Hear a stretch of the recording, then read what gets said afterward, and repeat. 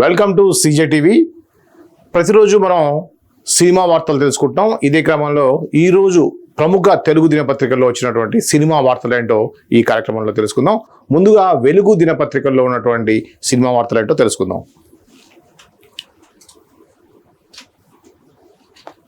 Okay, Gopichand హీరోగా సంకల్ప్ రెడ్డి దర్శకత్వంలో కొత్త చిత్రాన్ని ప్రకటించారు. శ్రీనివాస సిల్వర్ స్క్రీన్ బ్యానర్ పై పవన్ కుమార్ సమర్పణలో శ్రీనివాస చిట్టూరి నిర్మిస్తున్నారు. ప్రస్తుతం శరవేగంగా షూటింగ్ జరుపుకుంటుంది. గురువారం గోపీచంద్ పుట్టినరోజు సందర్భంగా ఈ మూవీ పోస్టర్తో పాటుగా గ్లిమ్స్ని విడుదల చేశారు. ఇందులో గోపీచంద్ డిఫరెంట్ గెటప్లో మెస్మరైజ్ చేస్తున్నాడు. పొడవాటి జుట్టు, నుదుటిపై వీరతిలకం, చేతిలో ఖడ్గంతో యుద్ధ రంగంలోకి దిగిన యోధుడిలాగా ఇంటెన్స్ లుక్తో ఇంప్రెస్ చేస్తున్నాడు.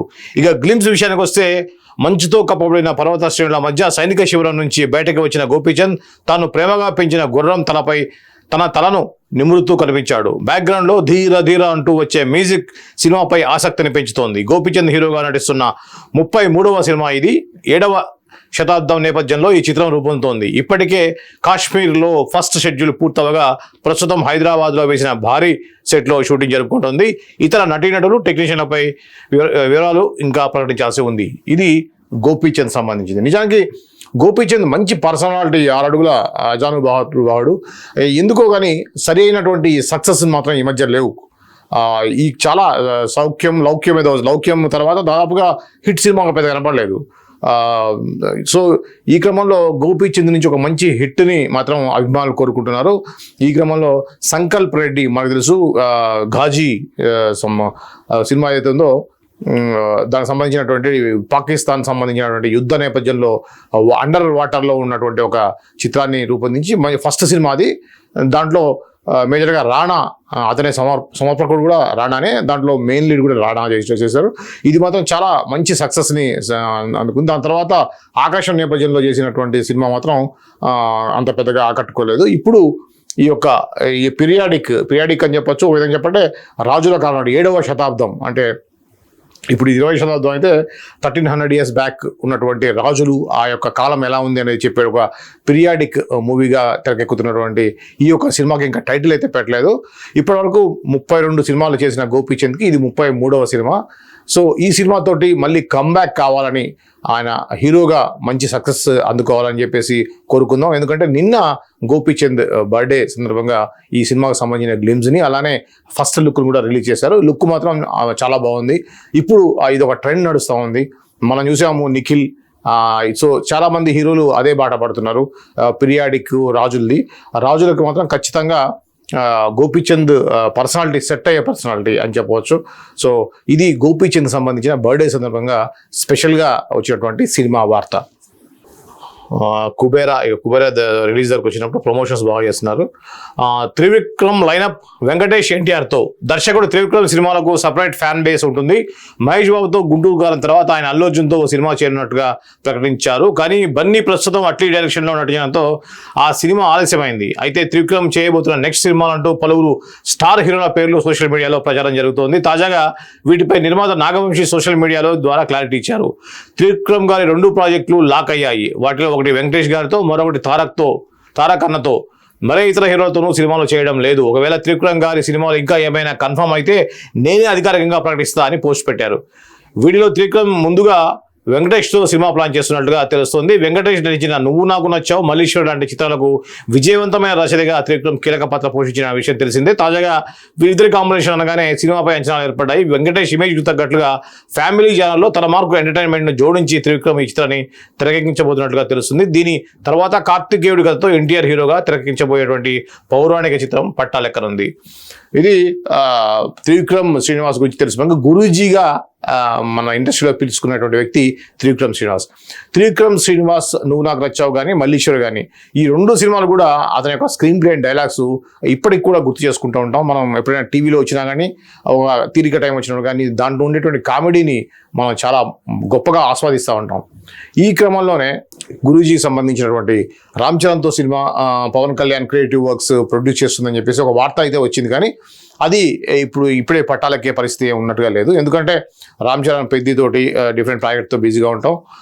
త్రివిక్రమ్ ఇప్పుడు అల్లు అర్జున్ బిజీ ఉండటం వల్ల ఆ యొక్క గ్యాప్ని ఇప్పటికే చాలా ఎక్కువ గ్యాప్ వచ్చింది. ఈ గ్యాప్లో ఎన్టీఆర్ తోటి కార్తికేయ అనేది ఒక పౌరాణిక సినిమాని పట్టాలెక్కిస్తున్నట్టుగా నాగవంశీ చెప్పారు. కానీ అంతకంటే ముందే వెంకటేష్తో సంక్రాంతికి వస్తున్నాం సినిమా తర్వాత వెంకటేష్కి ఏ సినిమా కూడా కన్ఫామ్ ఒప్పుకోలేదు.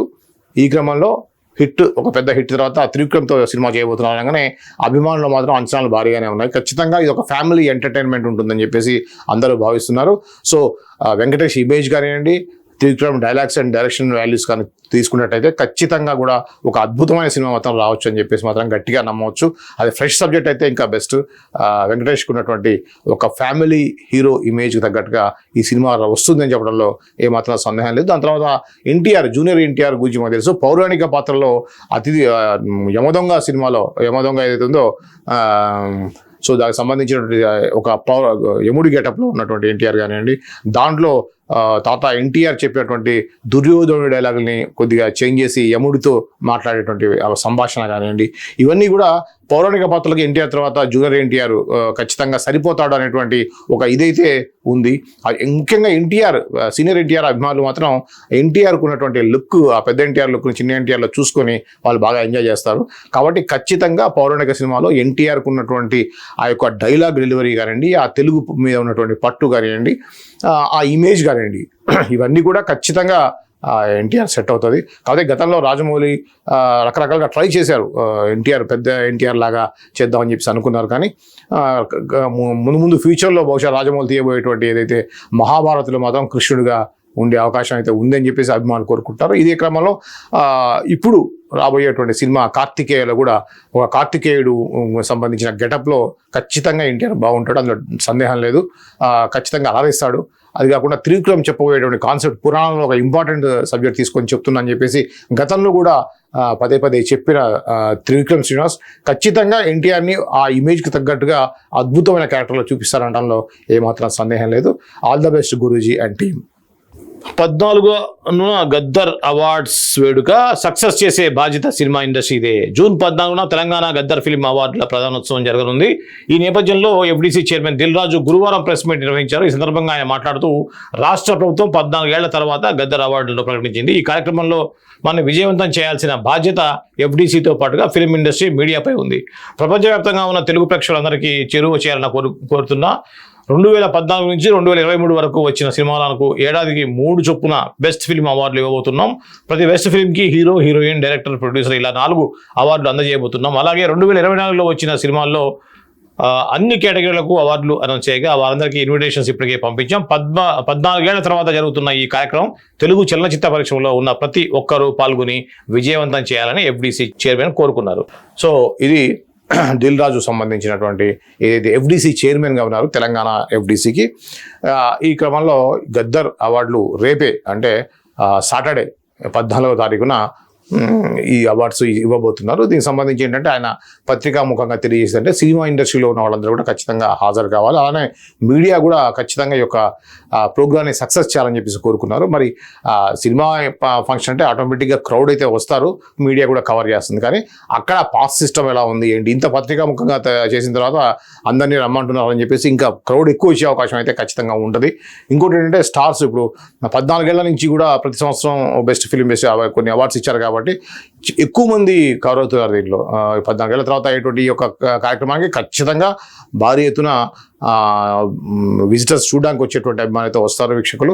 సో దాన్ని కంట్రోల్ చేయాల్సిన పరిస్థితి ఉంటుంది, సక్సెస్ కాకపోవడం అనేది అయితే సందేహం లేదు. ఇంకోటి వీకెండ్ సాటర్డే రోజున పెడుతున్నారు కాబట్టి ఖచ్చితంగా ఈ యొక్క ప్రోగ్రామ్ అయితే సూపర్ హిట్ అవుతుంది. కాబట్టి సెక్యూరిటీ విషయంలో చాలా జాగ్రత్తగా ఉండాల్సిన అవసరం అయితే ఉంది అని నాకు అనిపిస్తుంది. మీరు ఇంత పత్రికాముఖంగా కూడా తెలియజేశారు కాబట్టి ఇంకా ఎక్కువ క్రౌడ్ వచ్చి మీరు ఎక్స్పెక్ట్ చేసిన కంటే ఎక్కువ మంది వచ్చే అవకాశం ఉంటుంది. ఆ ప్రాసెస్ ఆ పోలీసు వాళ్ళు కంట్రోల్ చేయడం అనేది కూడా మెయిన్ ప్రధానంగా తీసుకొని ఆ యొక్క సెక్యూరిటీ సిస్టమ్ అనేది కరెక్ట్గా చూసుకుంటే ఇంకా బాగుంటుంది. రాకపోవడం ఉండదు, వీకెండ్ కావడం, సినిమాకి సంబంధించిన ఫంక్షన్ కావడం, పెట్టింది కూడా హైటెక్స్లో పెట్టినట్టున్నారు కదా. సో ఈ క్రమంలో ఖచ్చితంగా ఇది సూపర్ హిట్ అవుతుంది అనే విషయంలో డౌట్ లేదు. ఇది ఎంత బాగా అయింది అనేది మళ్ళీ మీకు సండే రోజున మండే రోజున మీకు అప్డేట్ ఇస్తాను. ఓకే, ఇది ఈరోజు ప్రముఖ దినపత్రికల్లో, తెలుగు దినపత్రికల్లో వచ్చినటువంటి సినిమా పేజీ వార్తలు. రేపటి సినిమా పేజీ వార్తలతో మళ్ళీ కలుద్దాం. అంతవరకు చూస్తూనే ఉండండి CJ TV. Thank you.